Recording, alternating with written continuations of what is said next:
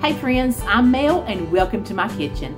We are finally feeling some cooler temperatures here in East Tennessee, and that calls for some hearty crockpot meals.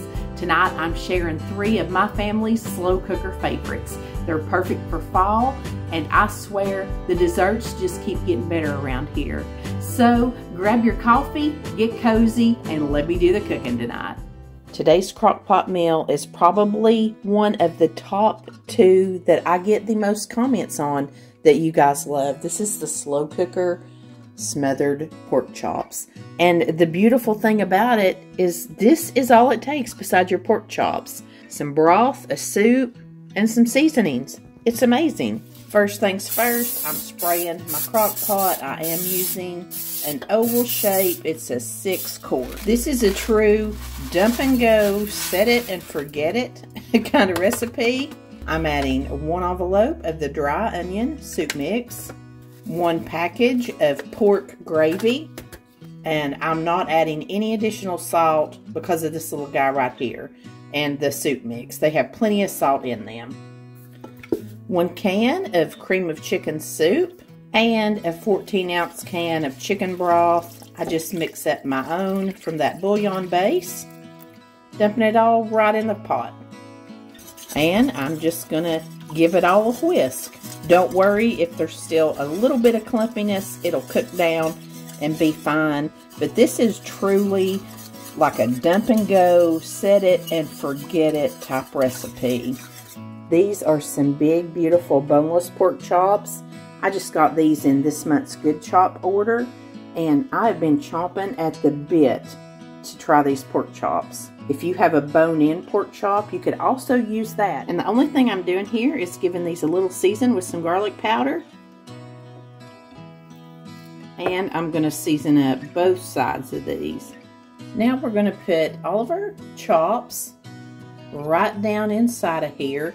This is why I like to use an oval, because I like to give them plenty of room to spread out, and I like to get them nestled down underneath that gravy. Lid this baby up, and I'm cooking mine on low for 4 to 6 hours. Low and slow is the way to cook this one. My gravy was just like I like it, but you can thicken it up with a little cornstarch slurry if you like, and these pork chops from Good Chop did not disappoint.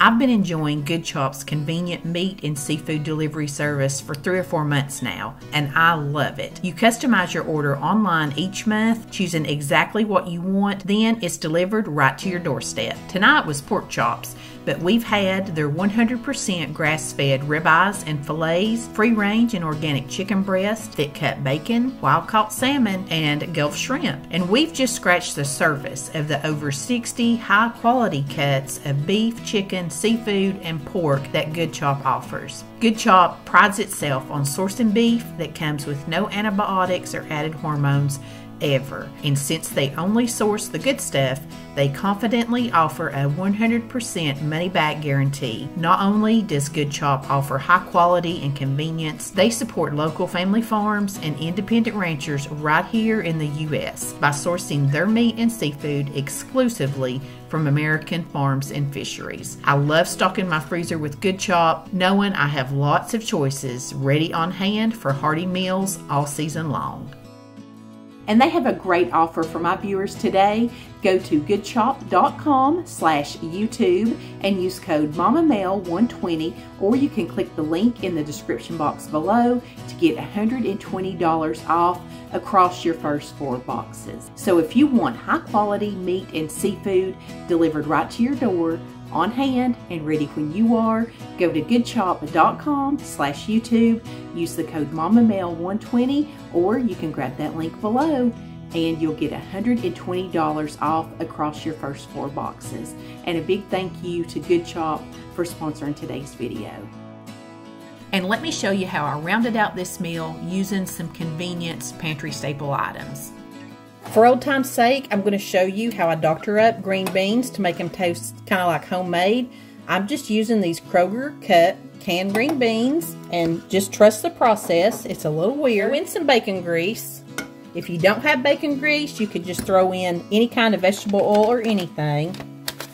Then I'm going to use some of these real bacon, A little too many, but that's all right.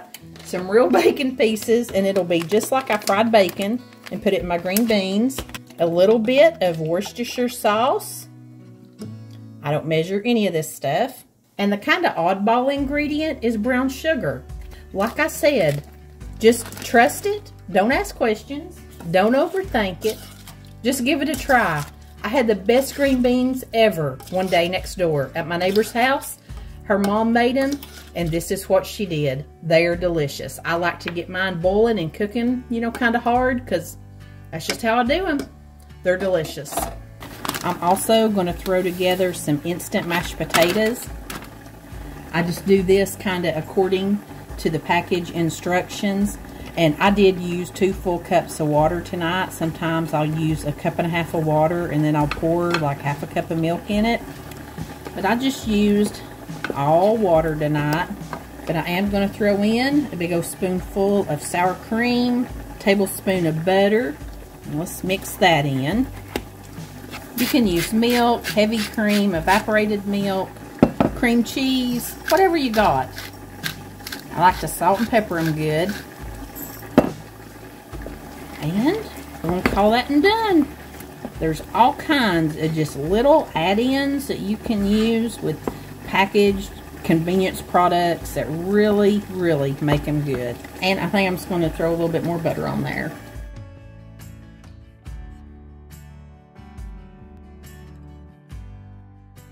Today we're going to make a cheesy chicken and potato crock pot meal, and quite honestly, these are most of the ingredients. The seasonings do all of the work here.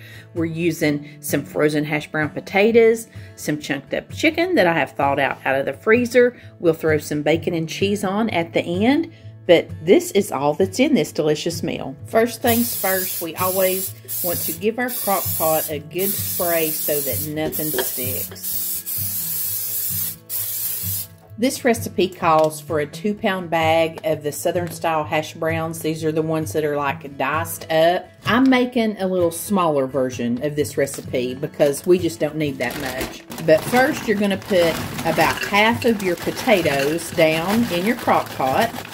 Then you're going to take about a teaspoon or so of olive oil, avocado oil, whatever you like to use.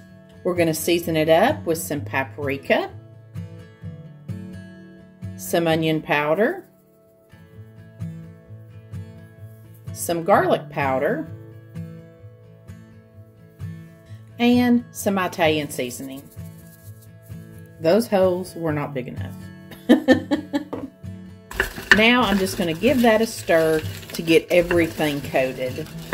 And I will have the complete official recipe with all the measurements down in the description box for you. I'm just eyeballing mine. And I did get this recipe from JC Tanner. I think she's on Facebook, but I found her on TikTok. And if you can't tell, my hash browns, they're frozen. You don't have to let them thaw out. Next, you're going to put in about 1 pound of chicken breast. And you want it chunked up into like bite-sized pieces. This is some that I had frozen. I had already chopped it up. It's not all the way thawed out, but it'll be fine. The crock pot will take care of this. And I just seasoned my chicken up with these same 4 seasonings, tossed it around a little bit. Now I'm going to pour in the rest of my frozen potatoes. I don't have a whole lot left in my bag. When you get to this layer, we're going to go in with just some good old black pepper.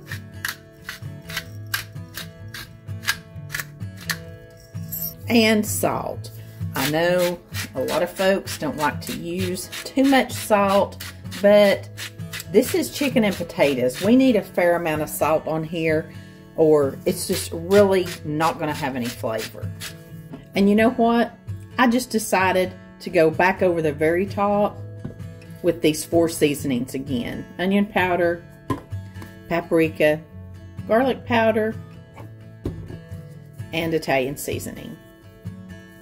These are my favorite seasonings on chicken and potatoes, and I just want a lot of it. For now, we're going to put the lid on. The recipe says you can cook it on low for 5 to 6, but normally I just do whatever I want, seems like. So I'm cooking mine on high I got a little bit of a late start, and I want to eat a little earlier today, so I'm going to cook mine on high for about 4 hours. You just want to make sure that your chicken is cooked all the way through. When we come back, we'll put the topping on and we'll be good to eat. Oh my gosh. Guys, this has been cooking about 3 hours, and I come over here and I thought, it don't look right like it normally does. Number one, I'm cutting it down to low. I forgot to put my heavy whipping cream on. Before you even start cooking this, you drizzle about 3/4 of a cup of heavy whipping cream all over the top of this. This is what makes it so very good. I can't believe I forgot that. That's what happens when you get in a hurry. And you know what? Since I was late to the party, I'm just going to pour a little bit more on. Y'all, you can just go ahead and fire me right now. I have no business cooking today, obviously. Alright, let's give it another little while and see how it looks. Now, that is looking more like I like it. You got the creaminess. Now I'm going to take about 1/2 cup of some cheddar cheese and about 1/2 cup of some mozzarella cheese. Pop this lid back on here while it's still on low and let that melt. While that cheese is melting up, I've got 1 heart of romaine. I'm just going to cut this up and wash it really well. I will prep lettuce for a salad at the first of the week, and then we have it ready to go all week long when we want a salad till we run out, and I have to do it again. And I always get asked how I keep my lettuce fresh all week long. This is my trick right here, the salad spinner. I wash my lettuce thoroughly, usually 2 times. You have to spin it out and get as much water off of it as you can. Then I store it in like a gallon-size Ziploc bag with a paper towel in it, and we can eat out of it until it's gone. It stays fresh a lot longer this way. Again, I'm sorry to you guys who get sick of hearing this every week, but as long as people want to know how to keep from wasting food, I'll keep telling them.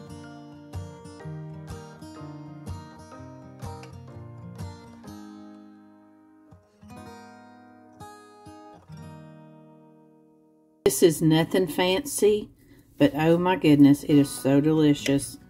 Chicken is perfect and cheesy. Cuts with a fork. It's just little bitty bites. Look at that gooiness. Oh mercy. Look at all the deliciousness. I love this simple crock pot meal, and there's no law that says you couldn't use some ranch seasoning or some taco seasoning as it cooks, whatever your little heart desires. It's also really good with the Buffalo Wild Wings Parm garlic sauce too. I decided last minute today I'm going to throw some chili in the crock pot. I've got to go to the store. You know, I just don't go to the grocery store as much as I used to now that the kids are a little bit older and they're working and that kind of stuff. So I had pretty much everything that I needed on hand to do it, and I'm going to start out. I have some frozen diced onions, and I'm going to start them off in the skillet first before I brown my ground beef in here. That's hard to say. Okay, ground beef, I always have that in the freezer. Got that thawed out in the microwave. Putting it in here to get it browned up with these onions and cook it through. While that's going on, I'm going to open up all my cans over here. I'm missing 1 set of beans. I'll tell you about that here in a second. And of course my coffee. I'm just drinking it. But you know, I think I seen a chili recipe one time where they put coffee in it, or espresso or something. I don't know, they put it in everything, brownies and all that kind of stuff. Alright, let's let this cook up and we'll start filling that crock pot. And the most time-consuming part of this crock pot meal is opening all these cans.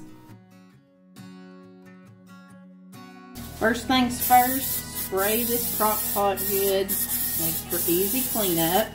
And I use 2 15-ounce cans of pinto beans. And if you're in the South, you know we love our Lux canned pinto beans. These also come in a bigger can. It's probably 28 ounces. Sometimes I'll just use 1 big can. I usually keep 1 big can just to make my chili with. What I'm missing is my chili beans. Usually I put in Bush's chili beans, 2 15-ounce cans, or they also have a big one. I don't have those. I can't believe I didn't have that on hand, but I'll grab that when I'm out at the store today and put it in when I get home. I put in 1 can of Rotel diced tomatoes with green chilies. I don't drain any of the juice off of it. I put in 2 of these small 8-ounce cans of tomato sauce, or you can get the big 15 or 16-ounce can. I also fill these up with water and add that in. And I just buy the smaller cans because it gives me options. I'm not always making huge meals like I used to. Now our ground beef and onions is cooked all the way through. I'm going to put that in. And this is the perfect amount for this size crock pot. And this is a 4-quart oval-shaped crock pot, and I've got just enough room for my 2 cans of chili beans. And the secret ingredient of this chili is this French's Chilio. I have been using this for over 30 years. My mom turned me onto this when I first got married, and there's nothing like it. I can't explain the flavor. It's not hot, like gonna burn your mouth spicy, but it is like full of flavor. It's warm. It has a little bit of even a sweetness to it. It's delicious. And you don't have to buy it in this huge canister. I just get this at Sam's or Costco because, you know, I use it a lot. This does come in the envelopes if you just want to try it in your seasoning aisle.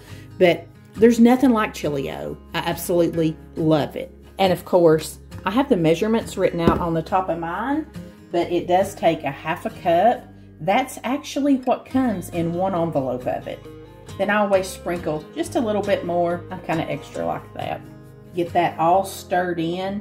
Now, if you make this on top of the stove, all you got to do is get it up to a boil and then just let it simmer. Hey, 15 minutes, we have eaten it that quick before, but it is better after it sits for a while, just like any kind of chili like this or stew or anything.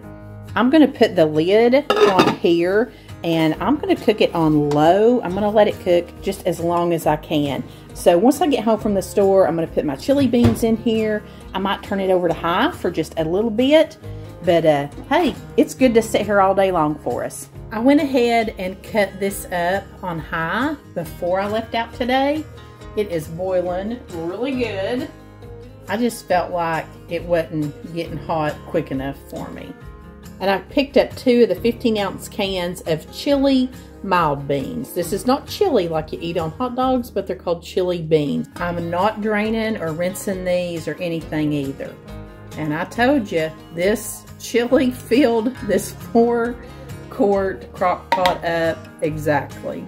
Okay, I'm just gonna mix my chili beans down in here, pop this lid back on it, and I'm just gonna let it sit here another couple hours till we're ready for dinner, and I'm gonna leave it on high. I love to eat my chili with Fritos or even just plain old saltine crackers. I like to put cheddar cheese and sour cream, and I love green onions or even red onions on the top of mine. I also love to put it over the top of a big baked potato. I just love hearing all the different ways that people eat their chili. Let me know in the comments tonight how you like to eat your chili. And there's nothing else I can say about this. It's delicious. We finished off the whole crock pot this week between our family. It was great. Today I'm making a pumpkin better than sex cake for Sunday dinner. It's really just like a pumpkin poke cake. It's not really a crock pot meal, but let's be honest, poke cakes are the crock pot meals of all desserts. They're super quick and easy. We'll start by combining just a regular old boxed yellow cake mix and a 15-ounce can of pumpkin. This is not pumpkin pie filling. This is real pure pumpkin. And we're just going to mix up the dry cake mix and the pumpkin. There's no oil, no eggs, no anything. I make pumpkin muffins every fall using the same little recipe. I'll use a spice cake or even a chocolate cake and mix in a can of pumpkin, throw some chocolate chips in there. It makes a really good kind of crackled looking rustic muffin, and they're so delicious. Your batter's kindly stiff like this. Then you're going to turn it out into a greased 9x13 cake pan, and you're just going to spread it all out. This is honestly the most labor-intensive part of this cake. Right here, friends, just do the best you can getting it spread out.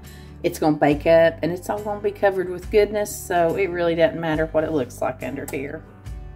And we're going to bake this in a 350-degree oven for 23 to 28 minutes. I'm going to pull this out and let it cool about 10 minutes. Now's the fun part. You take the handle of a round wooden spoon with like a dowel, and you're just going to poke holes all in this cake. This is a really dense cake, just like the muffins. It's a little wonky looking, but like I said, it's okay. It's all just gonna be covered up anyway. Want plenty of holes in here. What makes our poke cakes so decadent is the sweetened condensed milk. This is not evaporated milk. This is the good stuff. And we're gonna pour this all over our cake, letting it soak into these holes. Want it to just saturate this whole cake. And now we're going to put this in the refrigerator for about half an hour to get nice and cold. Mine has cooled, oh, maybe an hour. And isn't that perfect? I love when you first open the Cool Whip. We're going to take an 8-ounce container, and I just always like to stir it up a little bit and get it fluffy. And we're just going to top this whole carton on top of here. I love desserts that are topped with Cool Whip because you just can't mess it up, you know, and it doesn't take a lot of finesse to make it look good. It's so light and airy. All you gotta do is just smack your spatula around in it, and you got a pretty design. Something I hadn't mentioned in a long time. Who all still saves these? Y'all used to get so tickled at me about talking about saving my containers. I want to know, after 2 years, who else still saves these? And you know, Cool Whip and butter dishes, they're great for leftovers. Especially ones that you're sending home with people. You don't got to worry about, you know, getting your Tupperware back. Take a little bit of caramel topping here. If you wanted to use hot fudge or something like that, you could. But I just think that caramel is perfect for fall. I'm going to take a Kit Kat bar and kind of crunch it up and chunk it up. All these poke cakes that are topped with crunchy toppings, they call for Heath, the little, you know, Heath chips. And of course, you know that we have a nut allergy, and I'm taking this to Sunday dinner. So I want everybody to be able to eat it. And when we were on vacation last fall, whoops, lost a piece.